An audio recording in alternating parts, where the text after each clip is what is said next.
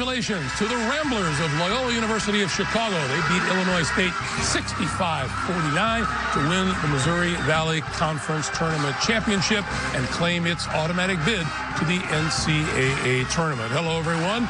I'm Greg Gumbel. Welcome to Inside College Basketball, presented by Progressive Insurance. I'm joined by Clark Kellogg and Seth Davis. I know you guys think highly of this Loyola team. I really do. I mean, I saw them beat Florida earlier in the season at Florida. This team passes the ball extremely well. Everybody can make shots, and they defend it at a really high level today to get this win. They won the league by 4 games. They don't have a single player ranked in the top 10 of the league in scoring. A great team is going to be a tough out in the tournament. Yeah, let's take you back out to St. Louis, where our John Schriffen is standing by with the Missouri Valley Conference champs. Well, Greg, thank you so much. Coach, first, congratulations. A lot of these guys weren't even born the last time Loyola made it to the tournament. Describe this feeling right now. Well, first of all, I want to give all the grace and glory to God. It's been so good to me, keeping the faith. He's had a plan, and I first want to say that. Second of all, I'm blessed to coach great kids. I think doing this the right way with great kids, you look at the enthusiasm of Loyola University. When I took this job, I said, I'm a Catholic kid from Chicago. How cool would this be to get Loyola to the NCAA tournament? And now here we are. So it's a blessing, and I'm blessed to have really, really good guys and really good players. Talk to me about the game plan. I noticed you kept telling your team to keep pushing the pace, keep pushing the pace. How much was that due to the fact that Illinois State played an overtime game last night? Well, we've been trying to really get stronger the second half. We call it body blows. Just keep pushing it. And our guys were confident. I mean, just pushing the pace, getting it, play with space and pace. And, our guys, I really believe they're in great condition. And I'm just happy. They believe. They've talked about it the whole year.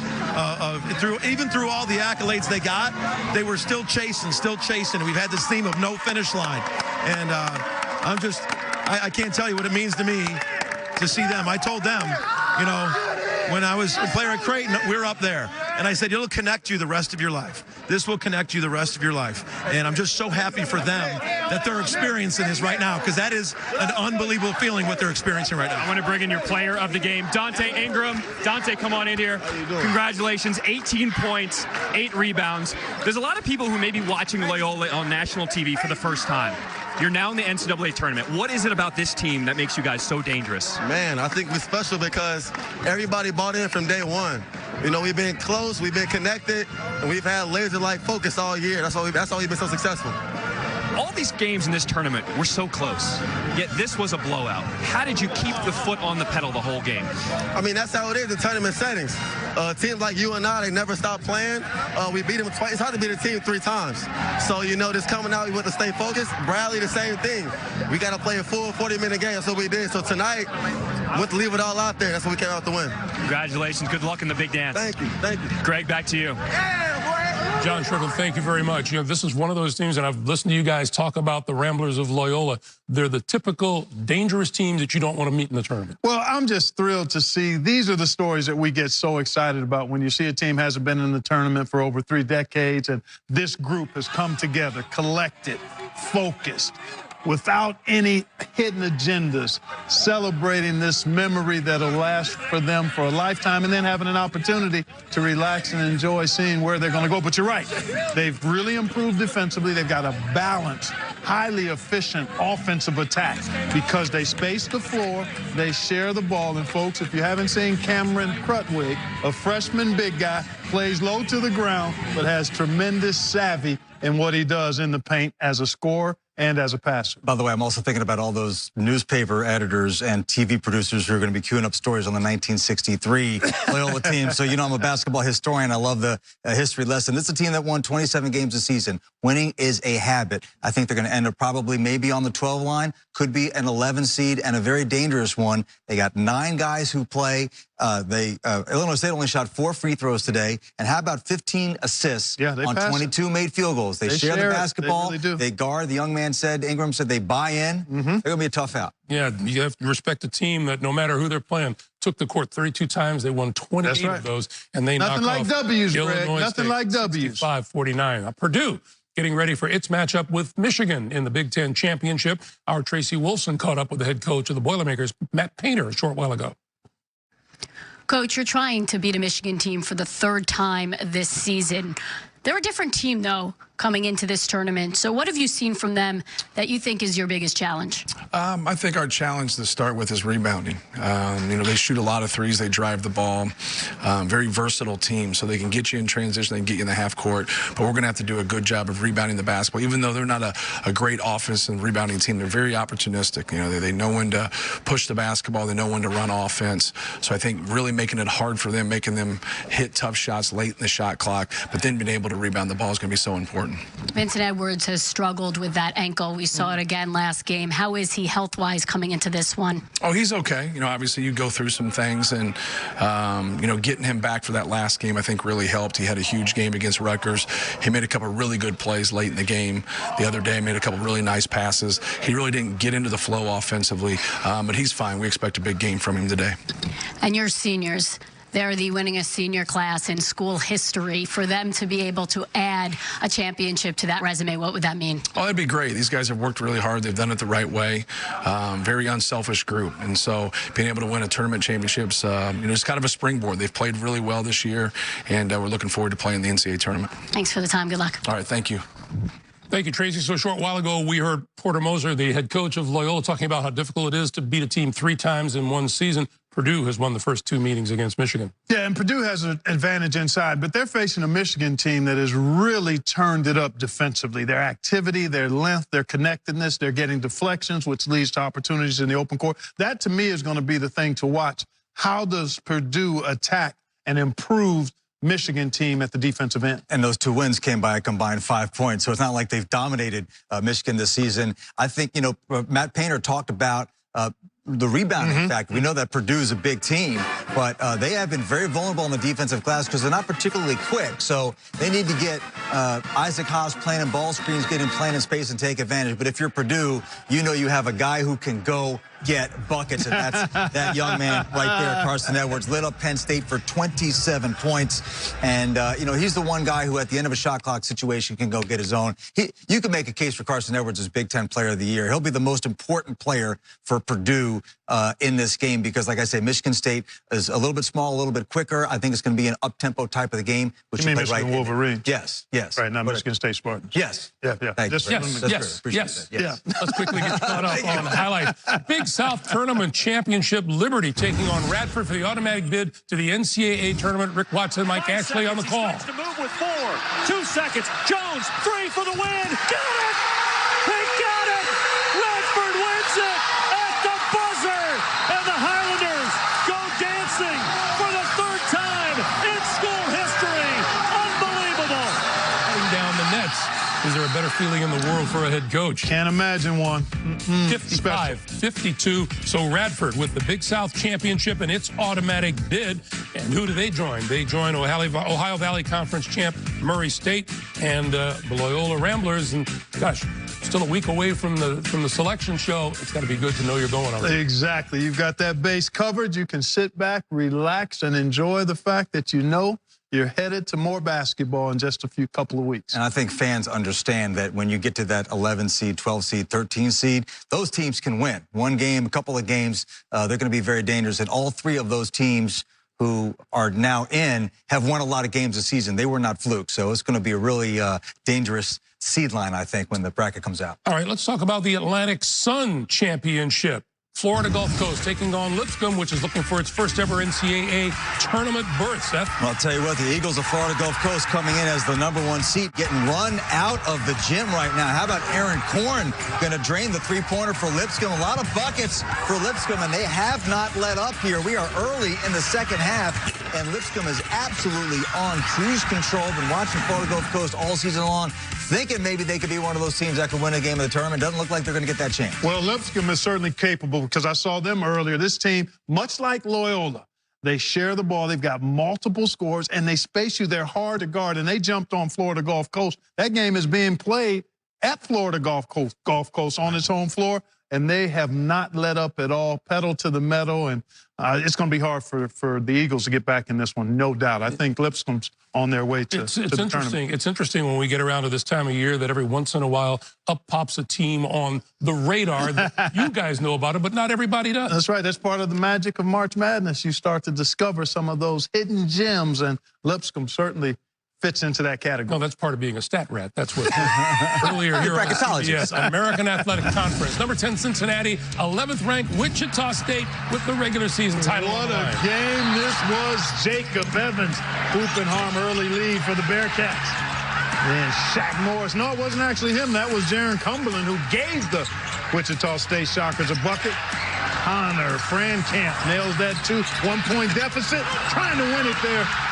Shot up and blocked by the backboard, and the Bearcats claim the American Conference Championship. Look at that, Mark. 27-4 on the season for the Cincinnati Bearcats. They win it by 62-61 after the game. Steve Lapis caught up with the winning coach of the Bearcats, Mick Cronin.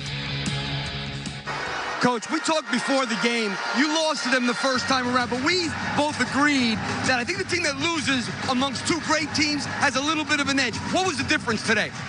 Well, technically, we made a lot of adjustments to our defense that our kids did a great job of. Look, I told you this before the game now, they can win the whole thing. I mean, they got NBA players. They got an elite coach. Obviously, a home court advantage, second to none here. But, you know, our kids, pretty resilient. And this was the kind of game where you come against a team that plays so good offensively. What were your main concerns about them coming into the game in terms of things you tweaked? Well, you can't give up layups. You know, and Morris, that kid is so good. I don't know who he was coming out, but Greg is done with him. And the player, I mean, he's a monster down low. You know, if you don't maybe triple team him, he's going to score. He was scoring on our double teams.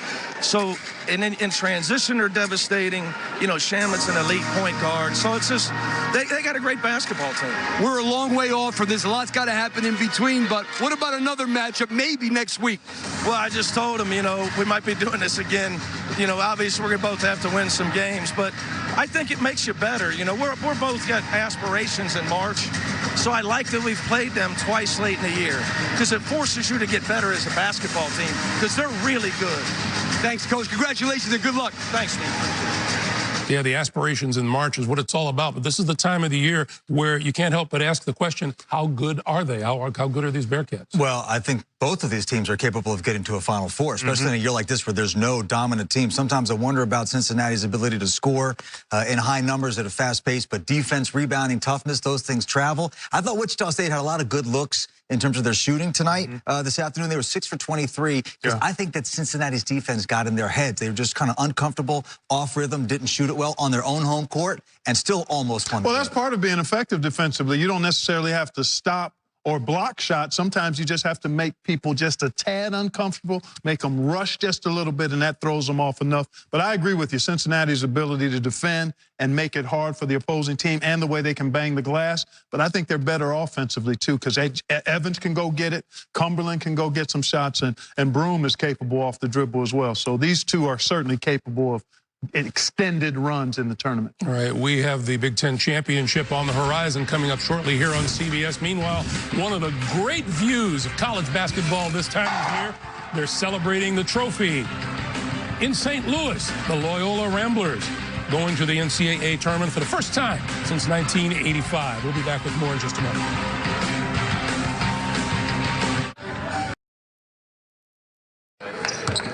As we welcome you back, the number 5 ranked Michigan Wolverines getting set to square off against number 3 Purdue for the Big Ten Championship. Earlier, our Tracy Wilson caught up with the head coach of the Wolverines, John Beilein.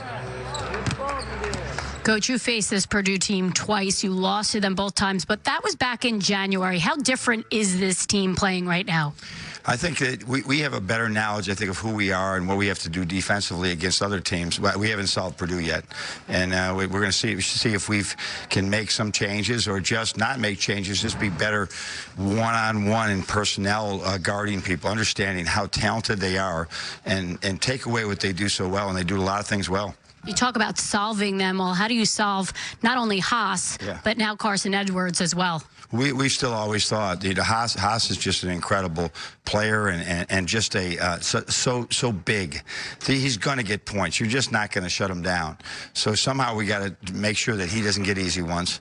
And then also what they're really good at is making threes. It beat us both games by we haven't been able to solve trying to guard Haas and take away the three. It's hard to do, but we got to challenge people.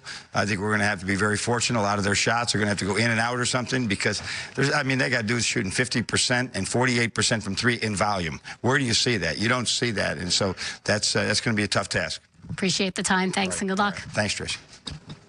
We are highly anticipatory of this game upcoming. Have these teams played any better this season than they are right now? Oh, well, these are two great teams, two great offensive teams in a season where, frankly, we haven't seen a lot of great offensive teams. And, the calculation teams always have to make with Isaac Haas. Do you double team him, but that leaves open the three-point shooters? I've always believed, mathematically, three's more than two. So you let Haas get his points maybe and then close that on their three-point shooters. But conversely, Haas is going to have to guard Michigan's front court guys, especially Mo Wagner, in space. And though Michigan is not a great foul shooting team, they did make 24 free throws in their win over Michigan State. All right, Seth, we'll take a timeout. We're back with more as we get you ready for Michigan against Purdue for the Big Ten Championship.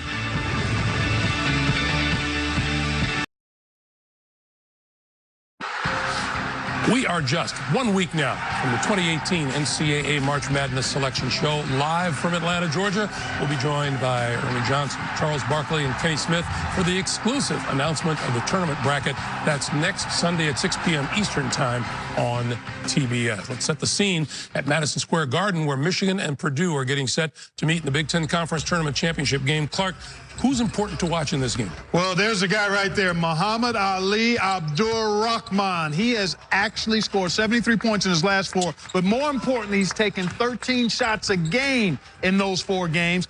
That's the most attempts he's had in a 4-game stretch all season long. It speaks to how Michigan is really relying on him to carry the offense. Purdue probably going to put Dakota Mathias on him, that big man right there. Isaac Haas needs to play big for Purdue. In the end, it will not be enough because the Michigan Wolverines are going to win the Big Ten title. I like Purdue because of the inside-outside balance. Oh, genuine disagreement. Antagony here. All right, back Michigan and Purdue. The Big Ten Conference Tournament crown. We'll see you back at halftime. Enjoy the game, everybody. When Michigan and Purdue. CBS Sports coverage of the Big Ten Tournament is sponsored by Microsoft, empowering innovation. By Nike React. And by Infinity, empower the drive.